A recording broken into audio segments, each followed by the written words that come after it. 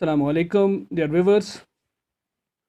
As today's topic is a relation of forms of verb with tenses.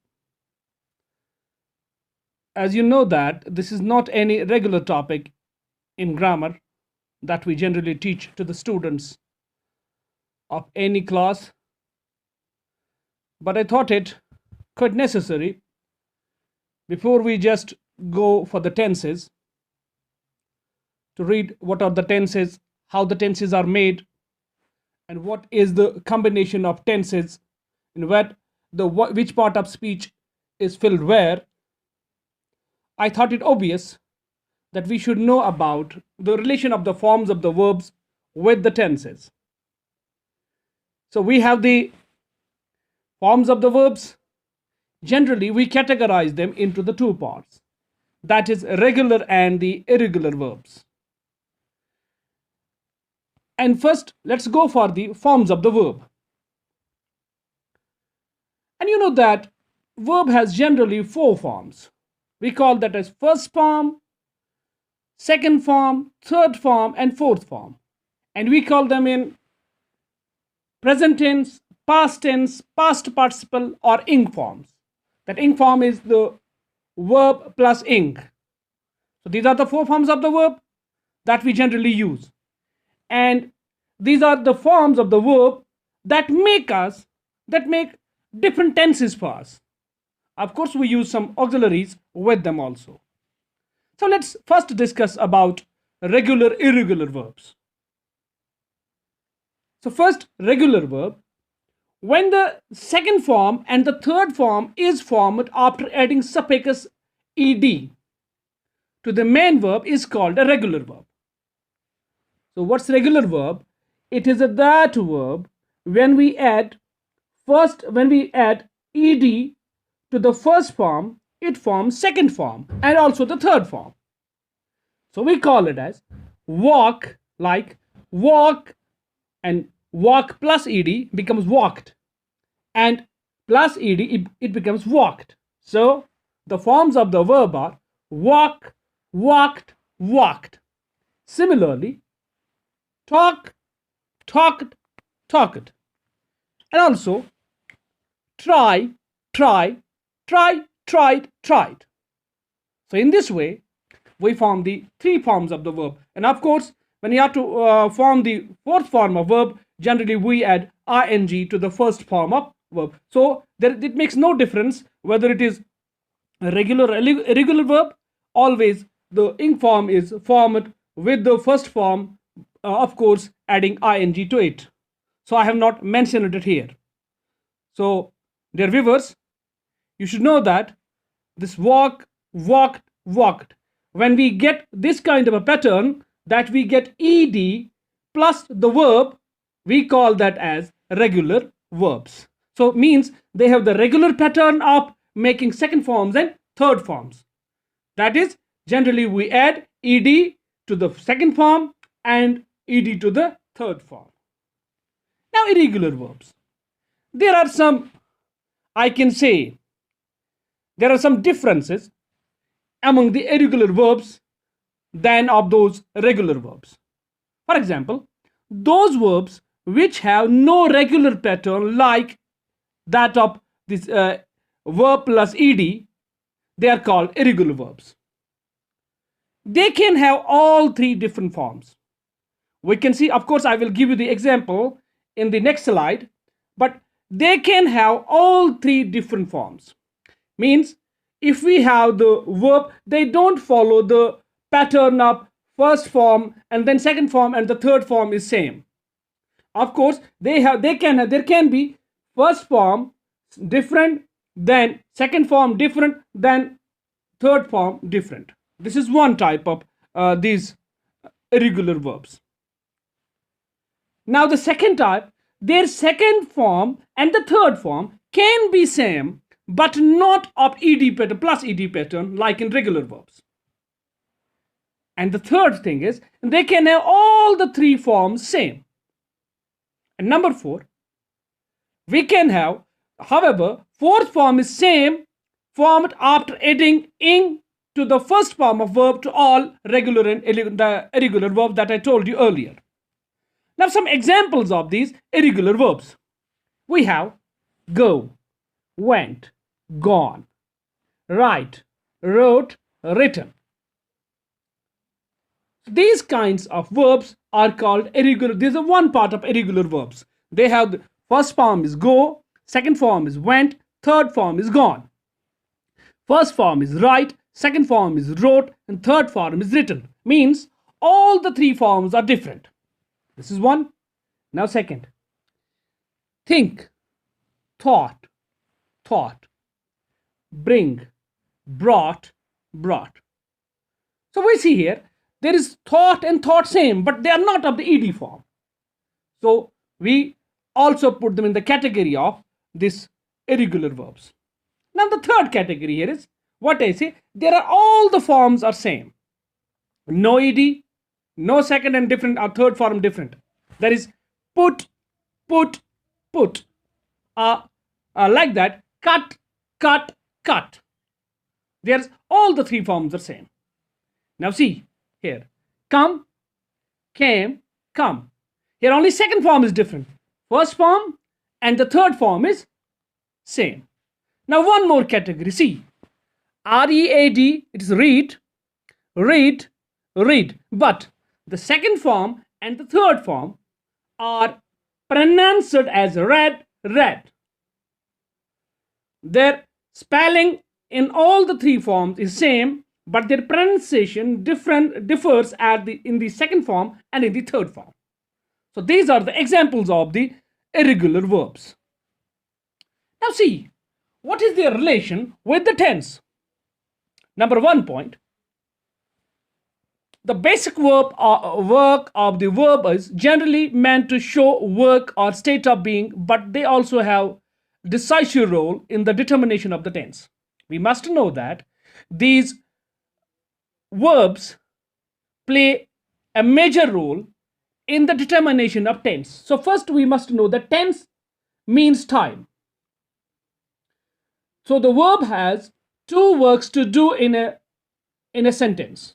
Number 1, he can either show the work or show the states of being.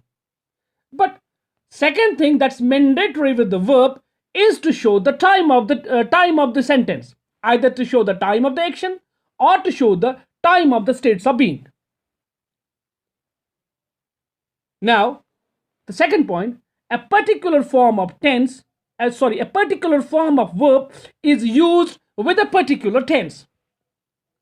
Means that we have a particular form, we have first form, second form, third form, and ing form. So we use them in the different forms, different tenses rather. We use one form in the present simple, second form in the past simple, third form in the perfect tenses, and the ing form in the continuous or progressive tense or perfect continuous tenses. Now let us deal with them one by one. Now, role of the forms of the verb in the formation of the tense. Now we will discuss these tenses one by one. First form of the verb. Number 1 use, it is the present tense.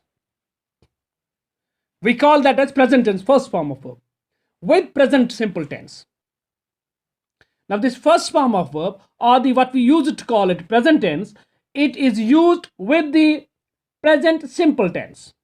Of course, I'm not teaching here the construction of the tenses, but my focus is on how these forms of the verbs are used, when and where are they used.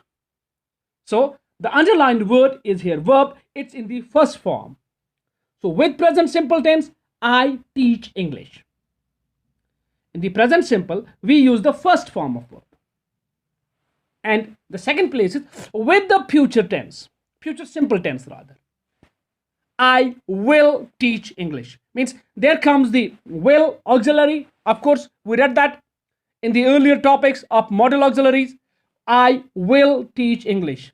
But my job is here to teach you where this first form is used in its particular form. So it shows here the simple future, but my focuses on the first form of verb, use of the first form of the verb. Now see one more thing. Generally, we use second form of the verb with past simple to show the past. But you must know, when we use the version of negative, interrogative or interrogative negative sentences, we use first form of verb. Like, I say, I teach English. So if I change this sentence into the past simple, I say, I taught English. So the verb is used in the second form. But when I make the negative form of it, I say, I did not teach English. Here again, the tense that was shown by the second form, now the burden of the tense has been taken, already discussed earlier in the auxiliaries, primary auxiliaries rather. Did takes the, it shows us the negative T, use it with negative, and also shows the time of the sentence. Now the teach comes in its original form. In interrogative, did you teach English or did you not teach English? In this way, we can use this word as three places. Number one, in present simple. Number two, in future simple. And number three, in the past simples of negative, interrogative, and interrogative negative sentences. So of course, here the verbs show only work and the time is carried by the auxiliary. Now the second form of verb, past tense. The second form of verb is only used with the past simple sentences, assertive sentences. I taught English. The past version of I teach English. I wrote a letter yesterday. He reached school at 10 a.m. So this second form is used with the past simple tense, where we say the happenings of the past. Third form of verb, what we call as past participle. Number one, with the perfect tenses. With present perfect, I have reached home. He has gone to school. With past perfect, he had gone to school. With future perfect, he will have reached home by that time. And of course, one thing must be remembered, that whenever we make the possible passive sentence of any sentence, and we use their third form of verb only, of course with the auxiliaries that show us the time of the sentence. Fourth form, ing form of verb. So what's ing form of verb? And sometimes it is known as the present participle also, that I heard in my childhood, that is known as present participle of the tense of the verb. So we add suffix ing, means we add ing to the main verb to make the fourth form of verb known as ing form of the verb. So this verb is used in all progressive and perfect progressive tenses. We can say rather all the continuous or perfect continuous tenses. Like that, I am teaching. It's present continuous. I have been teaching. It is present perfect continuous. I was teaching. Past continuous. I had been teaching. Past perfect continuous. I will be teaching. Future continuous.